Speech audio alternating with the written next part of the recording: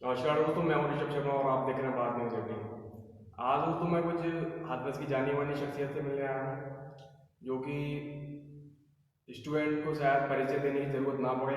कुछ जाने माने चेहरे हाथरस के। और आज मैं बैठा हूँ नीरज के शर्मा जी के पास। और नीरज के शर्मा जी ने बहुत ज़्यादा अच्छा एक वीकेंड क्लासेस का प्रोग्राम अरेंज किया है, जिसमें कि वो 30 बच्चों को वीकेंड में सैटरडे और संडे में फ्री कोचिंग देते हैं IAS PCS की, जो कि गरीब या जो बच्चे असहाय हैं उनके लिए बहुत ज़्यादा फ़ायदेमंद और ज़रूरी है, और बहुत ज़्यादा फ़ायदा भी ले रहे हैं जिससे लोग। तो उसी बारे में हम आज नीरज के शर्मा जी से पूछेंगे। तो नीरज के शर्मा जी, आप ये सुपर 30 के नाम से बैच चला रहे हैं, जिसकी काफ़ी हाथरस में चर्चा भी हो रही है और गरीब बच्चों बेचारों को बहुत ज़्यादा फ़ायदा भी मिल रहा है। तो ये प्लान आपके मन में कैसे आया था?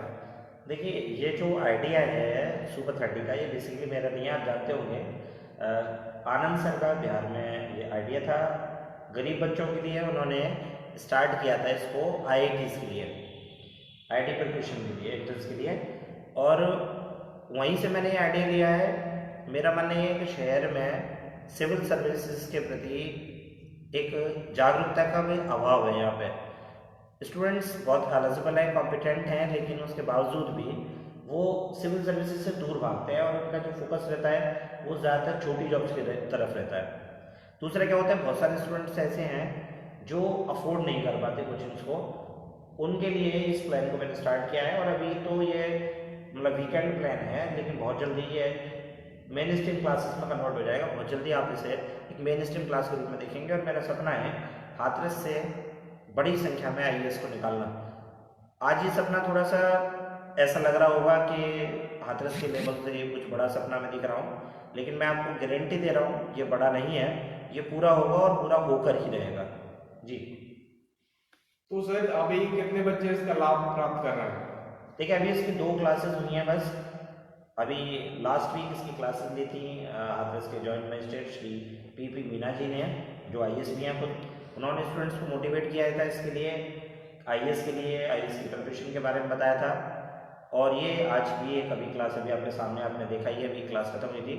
अभी हमने स्टूडेंट्स को सेलेक्ट करना है। बेसिकली मेरा सबसे बड़ा जो मोटिव है वो ये है कि इस कोर्स के लिए जो बच्चे मैं सेलेक्ट कर रहा हूँ, मैं उन बच्चों को सेलेक्ट करने पर भी फोकस कर रहा हूँ, ना कि इस बात पर कि अभी कौन आ रहा है और कौन नहीं। So let me run this process for at least 1 to 2 months, then I be able to जज who are super 30s।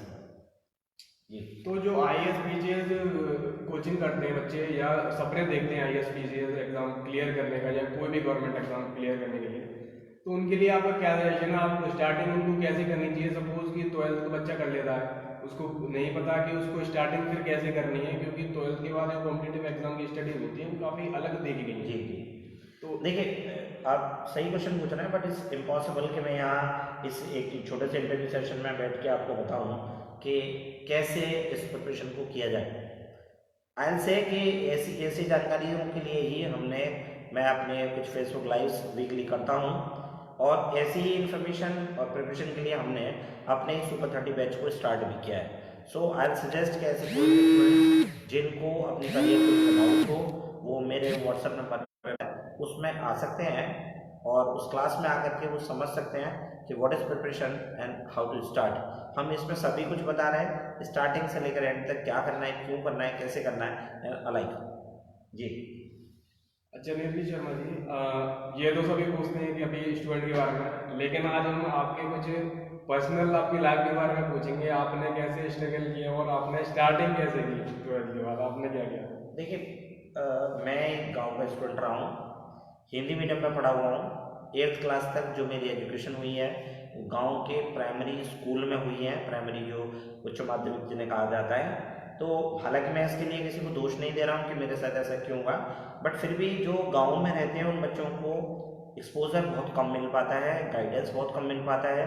And that is the point कि जहाँ पर जाकर ये बच्चे योग्य होते हुए भी उतना परफॉर्म नहीं कर पाते, जिस उतना प्राप्त नहीं कर पाते जैसे पानी के वो वास्तव में हकदार होते हैं। तो मैं अपने बारे में ज़्यादा ना डीप में जाते हुए इतना कह सकता हूँ कि मैं भी एक आम ग्रामीण बच्चे की तरह मैंने अपने करियर को स्टार्ट किया है। बहुत सारी असफलताओं का मुंह देखा है, क्योंकि वाकई में सफलता इसलिए मिल रही थी क्योंकि गाइडेंस का बहुत ज़्यादा अभाव था। और अभी मेरा पूरा जो फोकस रहता है, इवन आई थिंक मेरी जो लाइफ है वो डिवोटेड है यूथ को गाइड करने के लिए, और इसके लिए हमने एक एनजीओ भी बना रखा है जी।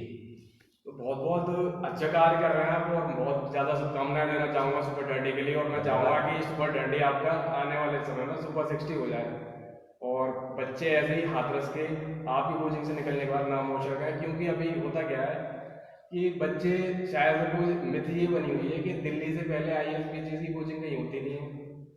नहीं, ये बिल्कुल एक सही बात है कि एक मिथ बना हुआ है कि कोचिंग मतलब दिल्ली, लेकिन दिल्ली में जो जाता है, एक बार पहुंच जाता है, वो समझ जाता है कि सब कुछ वैसा नहीं है जैसा उनको दिखाई देता है। स्पेशली वहाँ पे देखिए वो प्योर बिजनेस है, जबकि मैं समझता हूँ छोटे शहरों में बिजनेस के साथ साथ अभी भी ह्यूमैनिटी ज़्यादा है इन कंपैरिजन टू दिल्ली और दूसरी जगहों पर। तो ये थोड़ा सा रहता है कि छोटे शहर हैं तो पता नहीं ये लोग करा पाएंगे कि नहीं करा पाएंगे, इतना कॉम्पिटेंसी लेवल होगा कि नहीं होगा। तो मैं तो बस एक ही बात में आपकी मैं इसको समराइज करूँगा कि जिस किसी को भी ऐसा डाउट लगता हो तो वो पहले 1-2 क्लासेस दिल्ली में ले लें डेमो की, और फिर आप हमारी क्लास में आकर के उसका डेमो ले लीजिए। आई मेक यू श्योर आपको अंदाज़ा भी हो जाएगा और सिद्ध भी हो जाएगा कि यहाँ की क्लासेस उनसे किसी भी तरह कम नहीं है। इवन केयर के मामले में उनसे कहीं ज़्यादा अच्छे परफॉर्म कर रहे हैं हम। अच्छा, एक सवाल, ये बच्चों को नोट्स पढ़ने चाहिए या नहीं? देखिए, नोट्स पढ़ने तक ठीक हैं, बुक्स और नोट्स वो स्टार्टिंग के लिए होते हैं। जैसे छोटे बच्चे को चलने के लिए एक सहारे की ज़रूरत होती है, एक वॉकर की ज़रूरत होती है, उसी तरीके से नोट्स हुए, बुक्स हुए, ये स्टार्टर पैक्स होते हैं जिनके थ्रू आप अपने प्रोसेस को स्टार्ट करते हैं। लेकिन साथ में एक बात ज़रूर ध्यान रखिएगा, इनके दम पर कोई मंजिल पर नहीं पहुंच सकता है। रिपीट, इनके दम पर कोई मंजिल पर नहीं पहुंच सकता। इसलिए नोट्स पढ़ें, अपने नोट्स बनाएं, लेकिन सिर्फ उन्हीं के ऊपर डिपेंड ना रहें जी। अच्छा, आपका फाउंडेशन है युवा संगठन फाउंडेशन, के बारे में बताया। देखिए, ये हमारा एनजीओ है। हमने कुछ अपने जो साथी हैं, कुछ मेरे विद्यार्थी, कुछ साथी, उनके साथ मिलकर इस ऑर्गेनाइजेशन को स्टार्ट किया है। इससे रिलेटेड मैं बहुत बार पहले भी डिस्कशन कर चुका हूँ कि ये जो ऑर्गेनाइजेशन है ये आज अभी बड़े ही छोटे स्केल पर हो, लेकिन आप बहुत जल्दी इस ऑर्गेनाइजेशन को एक बहुत बड़े ट्री के रूप में देखेंगे। जल्दी हम अपने सुपर 30 जो प्रोग्राम है जो IAS बच्चों के लिए, इसे आगरा, मथुरा और दूसरे शहरों में इसे हम फैलाने वाले हैं युवा शंकरनाथ फाउंडेशन के थ्रू। और मेरा जो मोटिव था, जिस मोटिव के साथ मैंने युवा शंकरनाथ फाउंडेशन को स्टार्ट किया था, मेरा मोटिव था कि युवाओं के को जो भटकाव है, जो गलत रास्ता पकड़ लेते हैं, उससे उन्हें बचाना, उन्हें सही रास्ते पर रखना। And the most important thing, society में उनके बारे में जो एक इमेज बनी हुई है, रिस्पॉन्सिबल इमेज, कि छोटे शहरों के विद्यार्थी ये नहीं कर सकते, युवा ये नहीं कर सकते, उस मिथ को बदलना। और मैं इसको बदलने में काफ़ी हद तक कामयाब रहा हूँ, इसलिए मैं अपने आप को सक्सेसफुल मानता हूँ जी। चलिए, बहुत अच्छा, बहुत बहुत बधाई। और ये जो आप काम कर रहे हैं बहुत ज़्यादा सराहनीय है। और मोटिवेशन भाई चाहिए तो आप हाथरस में रहते हो तो नीरज के शर्मा जी के पास आ जाइए, फुल मोटिवेशन मिलेगा। इतना मिलेगा कि टूटा हुआ आदमी भी अपने सपने देखने लग जाएगा, अपनी मंजिल की ओर चलने के लिए उठ खड़ा होगा। और बाकी उम्मीद यही करते हैं कि आपका जो बैच है, आप जिस तरह से काम कर रहे हैं और दुगनी तेजी के साथ और ज़्यादा आगे बढ़ें और काम करें इसी तरीके से, और अपने सपने पूरे करें, और अपने जरिए से विद्यार्थियों के सपने पूरे करें। सबसे ज़्यादा हाथरस के बच्चों को बहुत लाभ मिल रहा है आपसे।